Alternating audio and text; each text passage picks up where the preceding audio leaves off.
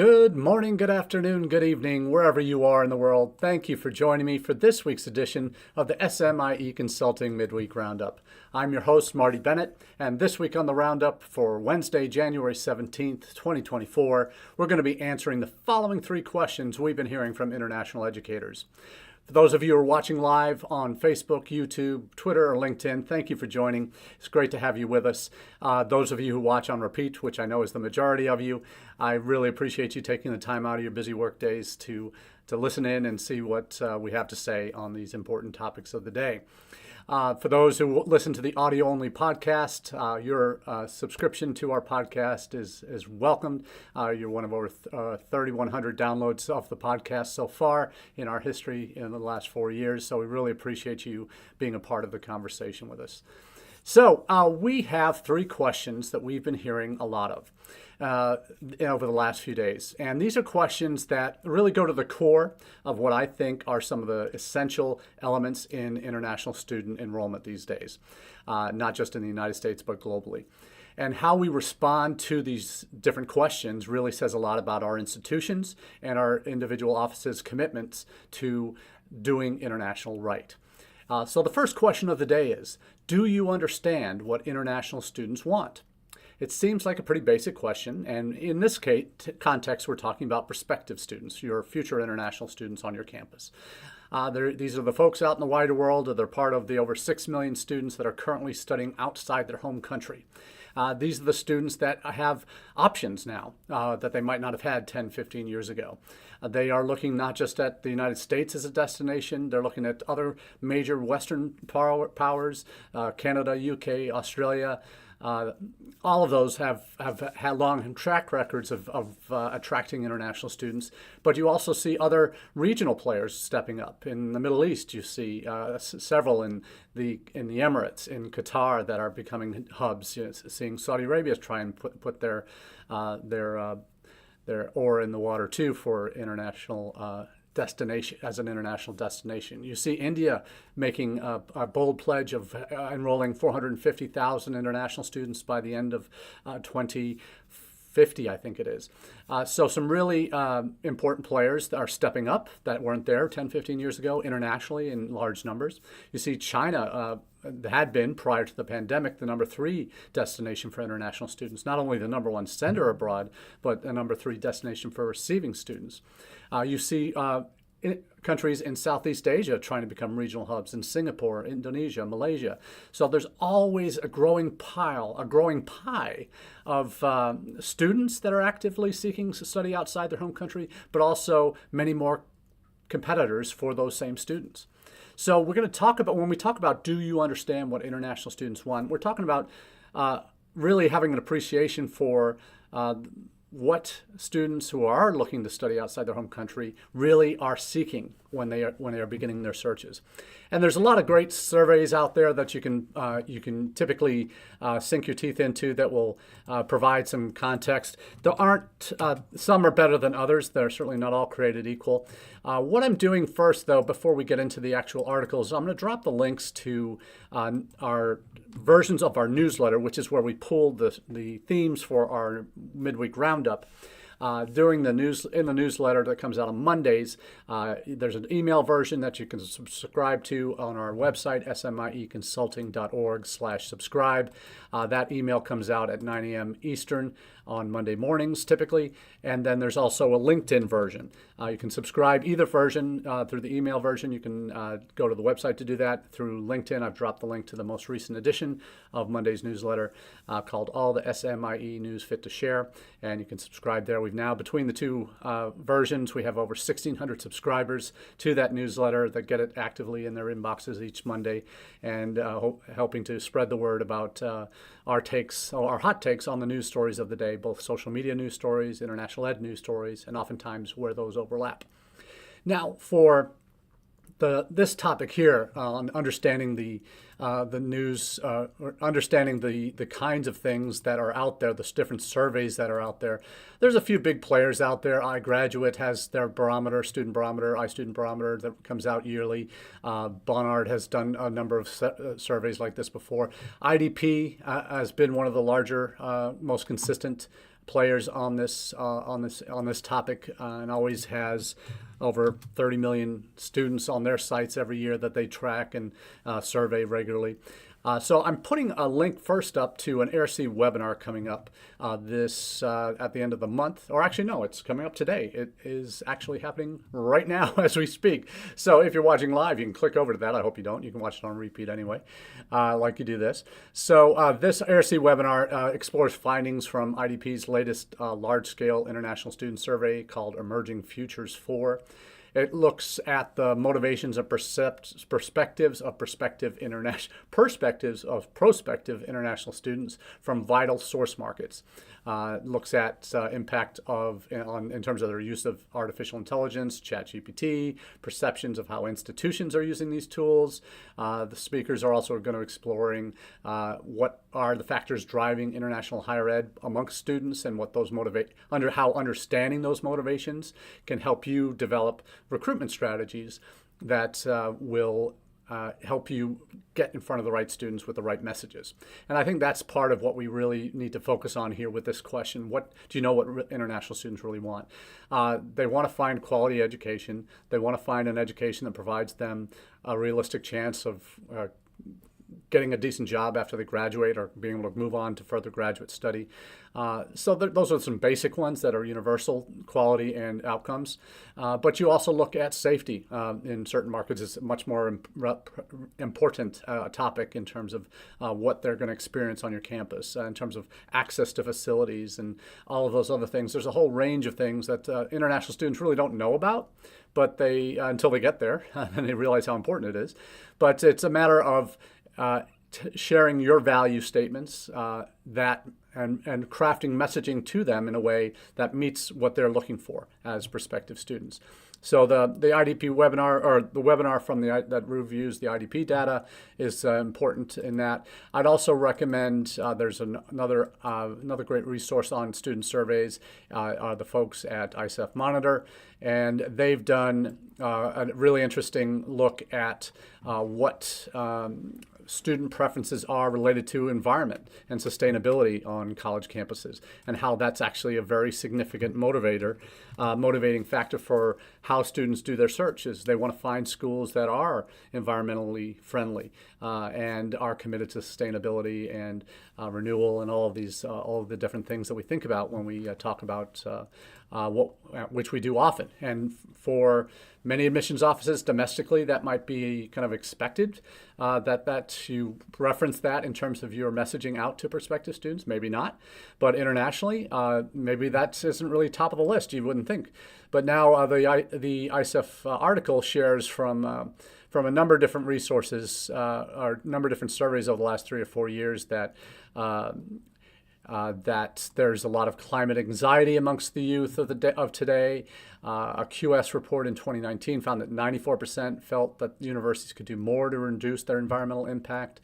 We see our QS 2023 student survey that found 4 in 10 international students actively researched a school's environmental sustainability strategies or efforts. And I wonder how many of us actually have that in part of our ComFlow, or readily accessible on our admission sites, because that can have a positive impact, if you're doing the right things, on prospective international students' view of how your campus is committed to the environment. So interesting to see that both in the ISEF Monitor report and in the IDP webinar that's going on right now. I've also seen their data on the IDP data on Emerging Futures 4, and it certainly reflects a lot of a lot of the kind of motivations of why students study abroad, the push and pull factors that also lead to students looking at other countries as options for their study abroad. One additional piece that I will throw in, and we often underestimate how significant this is, and that is supply and demand of positions in intended majors in their home countries as a major push-pull factor. If there is huge demand for amongst students for positions in university for computer science or analytics or bioinformatics or something like that, and they know that they don't have enough university spaces in that, and if you know as a university in the U.S. that they don't have enough university spaces to meet that demand in their home country, that's an opportunity if you have that program and it's attractive to international students. You can market that directly to those students who are in a situation where there's a lot of students in that country that want to study that subject, but not a lot of places in universities, and to meet the demand of those students. So that's the opportunity, that knowing what students want, and that's going to be different in every country, and in terms of what the hot majors are that aren't properly supplied in terms of university positions. And a great resource to help you get to that is put out by study portals. We've been at UNLV, where I work as Director of Global Recruitment and Partnerships. We've been a partner with study portals for now 2.5 years, and we use their data to help us identify which countries have high need or high demand for jobs in fields that match what we offer. And then we look at potential messaging in that country that might help us better reach those students and better convert them. If we can present them, hey, we have something that you want. We know you don't have enough of the opportunity to do that in your own country. Come and join us. And we can position ourselves and like we know what they want. And we can talk to them and with the understanding that, hey, there are limited options where you are. We can help you get to what you need to do with your career, with your education. So that study portals data, there's just came out, I think yesterday. It was embargoed until yesterday, and so I'm sharing you a PDF link there, and it has just the reference of bachelor's and master's degrees, subject areas, and where there's high demand and low supply as areas to focus on. So some really good content there that's well worth checking out. So that's all we have for that first question. Do you understand what international students want? And that's future students. The second question is, what do your global ambassadors want?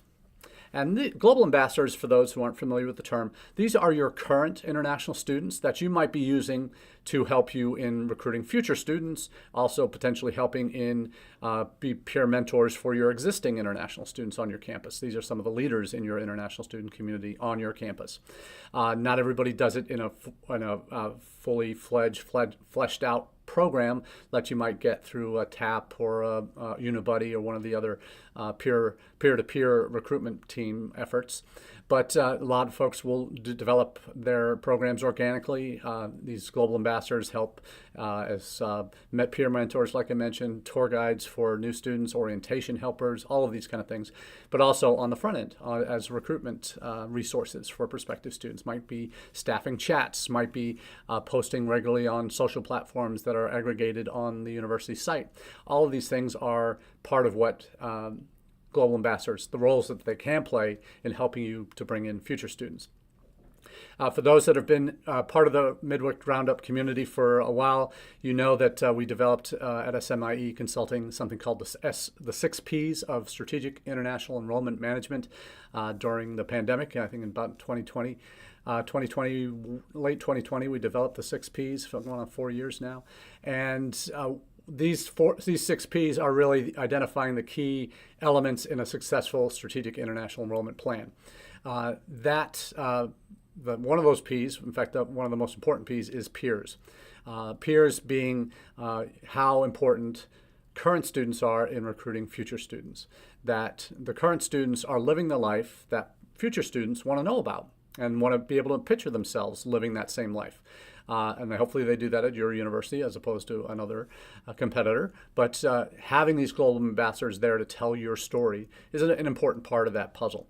And the article that we're referencing here actually it's a webinar that TAP is putting on, and TAP is the ambassador platform, one of the two major peer-to-peer recruitment platforms out there that are commercially available.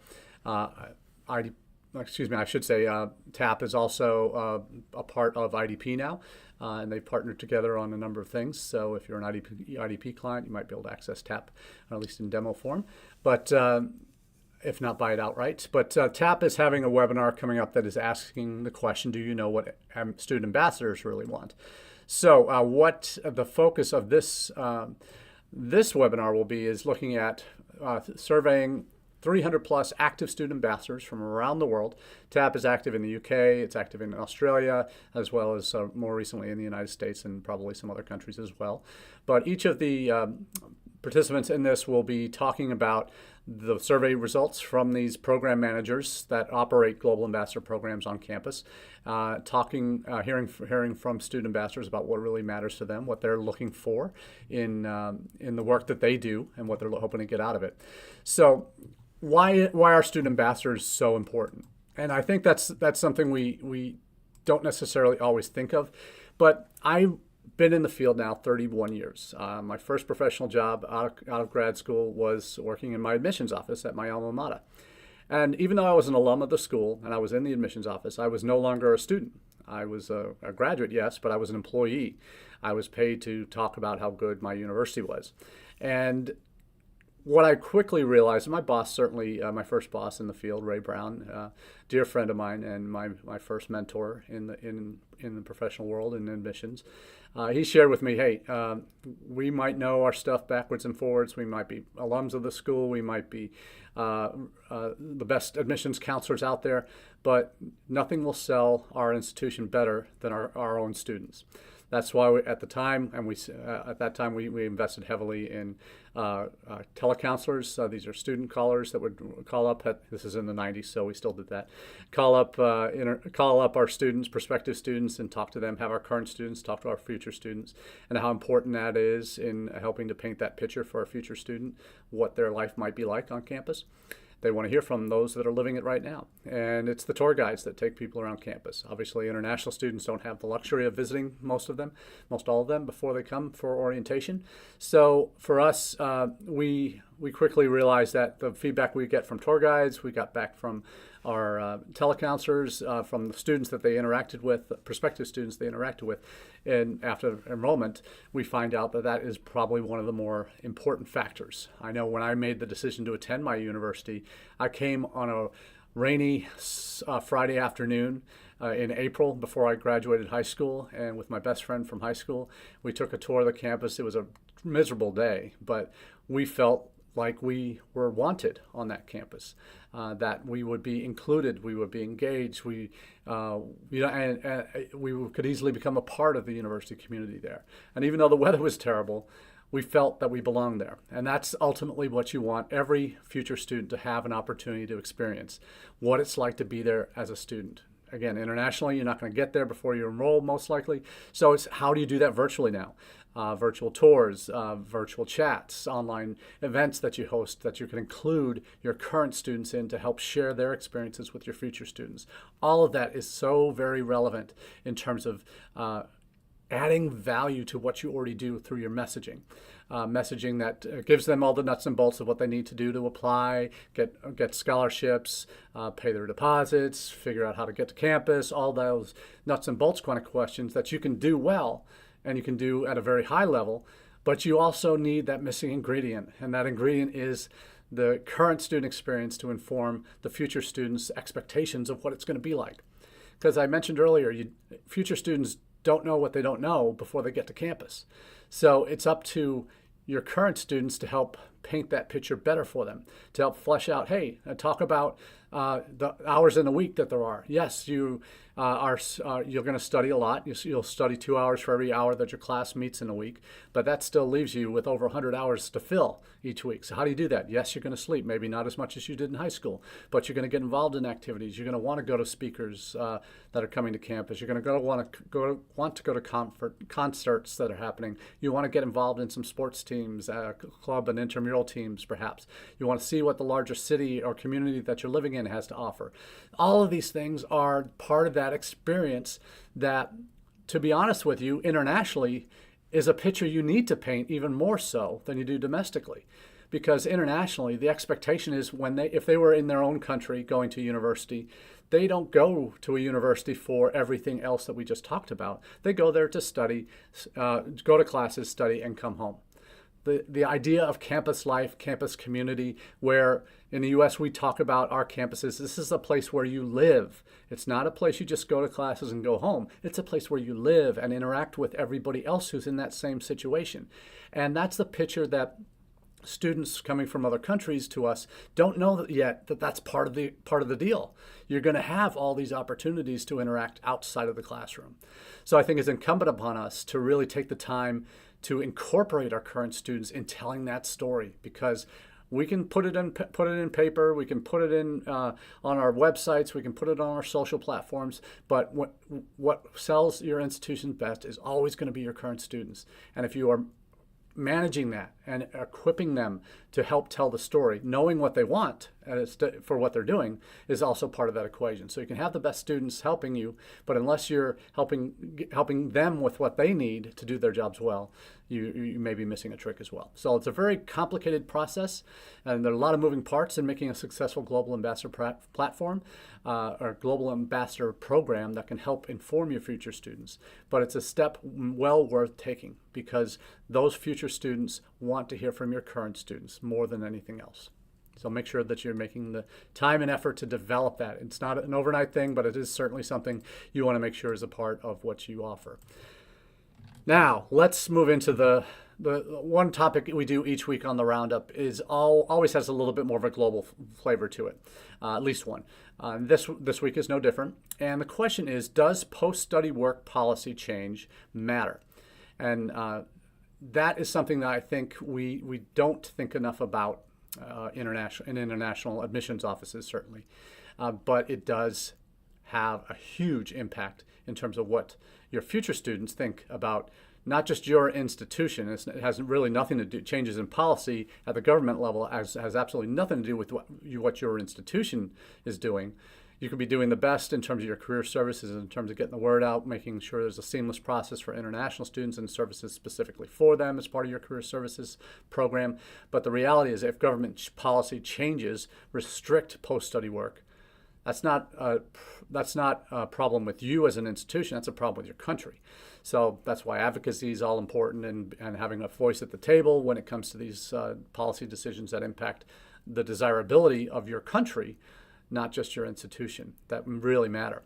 And there are 3 countries that are really dealing firsthand with this issue right now. The UK, Australia, and Canada are all looking at restrictions well, I should say UK and Australia are certainly the ones looking most closely at restrictions to work. We know in Australia they reduced post-study work opportunities by 50% back to their original pre-pandemic levels. So that has made Australia less desirable for students that really want extended post-study work time.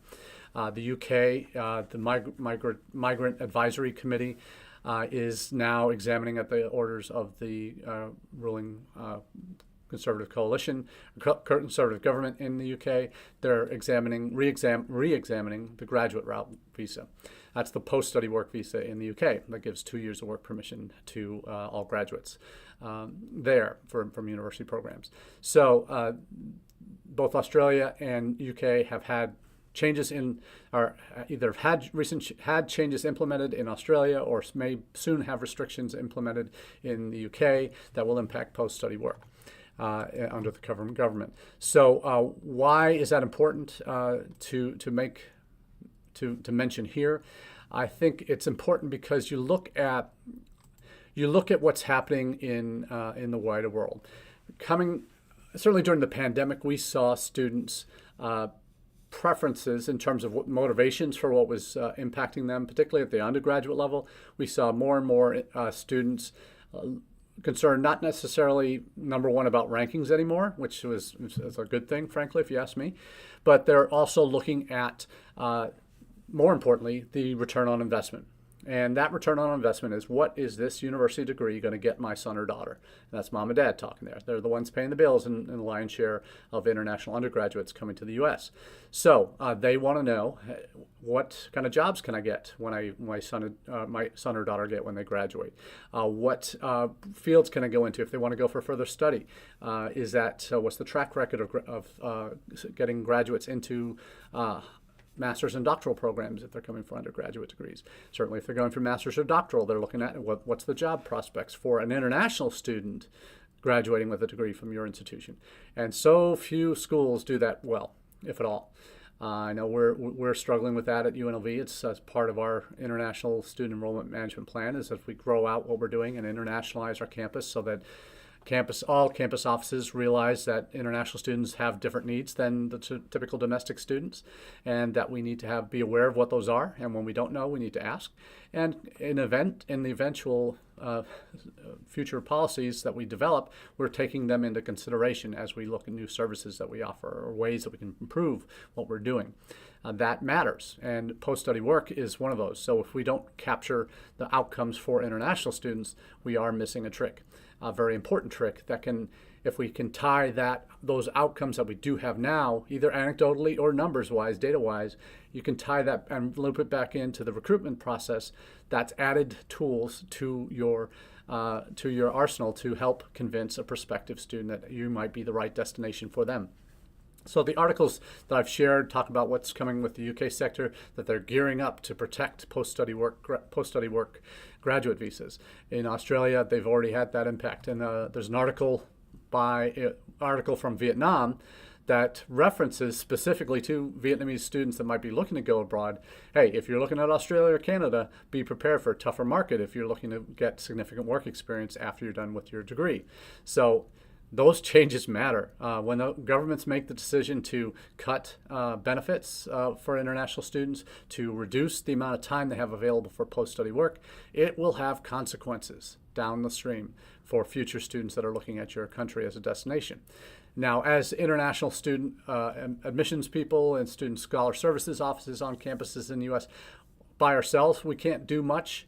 We can educate and must educate our current students and future students as to what changes might be coming, if there are any, that impact them. And communicating changes is an important part of any good office in terms of working with future students or current students.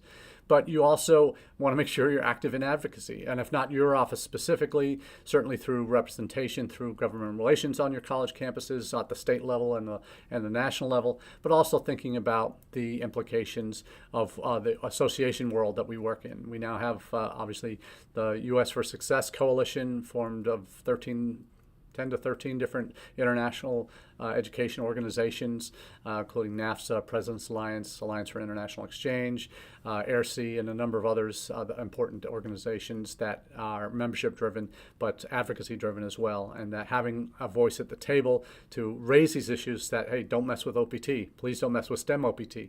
It's one of our biggest selling features about our country in terms of those opportunities after graduation. All of this matters. So we really encourage you to take to heart these kind of messages here, that you're aware of what's going on in the wider world, not just in your country where you are, but also in other major competitors for the same students. So that's part of that perspective we always talk about with our 6 Ps. The first and most important one is understanding and having an awareness of what's going on in the world, and how, when the UK changes policy on the postgraduate work visa, when Australia reduces the amount of time that students have there, that's an opportunity for you as an institution to sell not just your institution, but the U.S. as a destination. And I think we miss a trick a lot of times on college campuses when we're recruiting international students. We think we're competing with our big state school down the street, or for the small private liberal arts college that we often cross apps with. Internationally, it's a different world. You're competing with other countries for the same students. So the more you can tailor your messaging to accommodate and highlight the benefits of the United States, not just your institution, but the United States, you're giving yourself an advantage in response to what's happening in the rest of the world. That's all we have for you this week on the Midweek Roundup. We appreciate you taking the time to spend with us to hear what we have to say and how these kind of stories that we're talking about, the questions we answer, might help you do a better job in international education at your institutions. So until next week, we wish you the very best. We're going to be traveling next week. We'll be arriving in Nepal about the time that this goes live, so we may do a brief live shot from the airport, but we'll be back stateside not until the 14th, I think, of February. So it might be a fair minute before we have one back in the home office, but we will be in touch soon, and hope to have some conversations